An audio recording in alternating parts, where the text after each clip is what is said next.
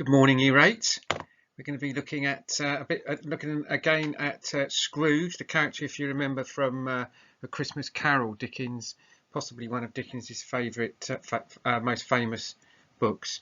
Why do you think Dickens called this book A Christmas Carol? So 5 minutes on doing that, and we'll go on to the next slide.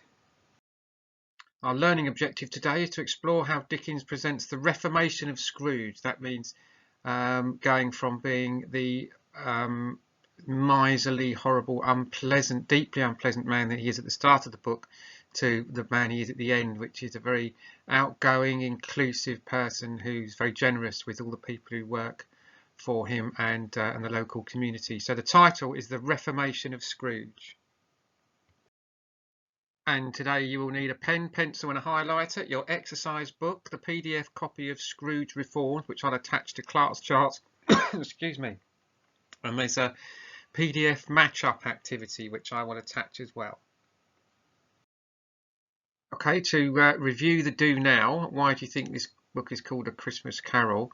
Perhaps it is called A Christmas Carol because of the reference to staves. We talked about that before. The book is divided into staves rather than chapters or sections, and anyone who's a musician in here will know that a stave is a musical term. It's the lines on which notes are written, I believe. Or you could have said because the carol is universally heard by lots of people regardless of class, and he did write this book with a view to getting through to the middle and upper classes about how it was, first of all, that the underclass and the lower class lived, and secondly, but more importantly, that they were people too and that they didn't deserve to live like that in any way.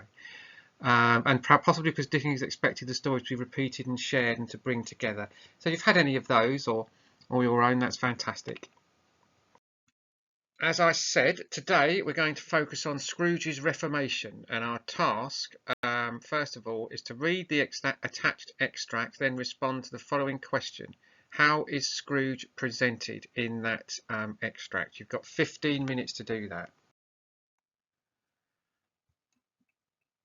And here we are. Here's some of the extract, some extracts from the extract that you could have used. Scrooge reformed. How is Scrooge described in the extract? Hello, growled Scrooge in his accustomed voice, as near as he could feign it. What do you mean by coming here at this time of day? This is at the end when he's pretending still to be the miserable old person that he was, as Cratchit comes in late to work. The word feign, which is to sort of pretend. The word feign suggests that he is mocking his former self, having realised his mistakes. This suggests he can reflect on the way he has treated people in the past, which is something he would not have considered at the start of the novel. A Merry Christmas, Bob, said Scrooge, with an earnestness that could not be mistaken as he clapped him on the back. A merrier Christmas, Bob, my good fellow, than I have given you for many a year. I'll raise your salary and endeavour to assist your struggling family, and we will discuss your affairs this very afternoon over a bowl of smoking bishop, Bob. Earnestness suggests he is genuine. This is further supported by the excited tone when speaking to Bob about how he wants to support him and his family. He became as good a friend, as good a master, and as good a man as the good old city knew, or any other good old city, town, or borough in the good old world. The repetition of good suggests that he has transformed from the miserable man we saw at the start of the novella. It suggests he has opened up and no longer avoids human interaction. His own heart laughed demonstrates that Scrooge is capable of great emotion despite his former behaviour. There we are. You could have had anything like one of those or one of your own. A Christmas Carol, narrative structure we're looking at today, which feeds into Scrooge's reformation. And A Christmas Carol follows a cyclical narrative. It goes round in a big circle and we end up back at the beginning. Physically speaking, the characters are back at the beginning where they were physically, but psychologically and mentally Scrooge has changed a lot. He's been on a journey.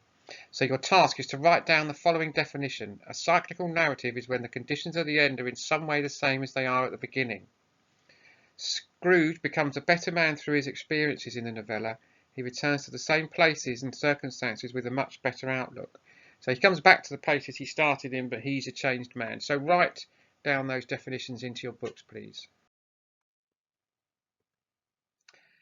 What does a cyclical narrative look like? You need to establish a protagonist. Scrooge is a protagonist, the main character. Something isn't quite right and needs to change, and obviously he's a miserable old git, so he has to change. Something happens to encourage his action. That was the ghosts appearing. A search for something that is missing. Finding answers. The protagonist must confront an issue. They return to their world and they make a change. Write this down. Write all of that into your book. For your next task, you're going to need the PDF worksheet attached. So you've got one PDF which has got the extract on it, and the other one has got the worksheet on it. They're both attached to Classcharts there. For those of you who've been reading the text in full, you can go ahead to complete the task. If you need to know more about the plot, then please watch the summary linked in Classcharts, and this link is down in the bottom where the links go on Classcharts. So then your task is to using the cyclical narrative match-up sheet, match the events to the correct parts of the story, and that'll take you 6 minutes to do that.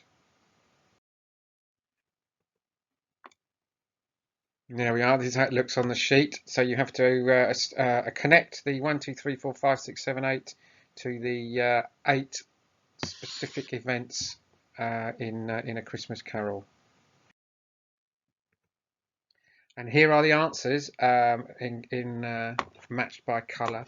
Establish a protagonist. We are introduced to a miserable character called Scrooge. Something isn't quite right and needs to change. Scrooge treats everybody he meets with resentment, and so on.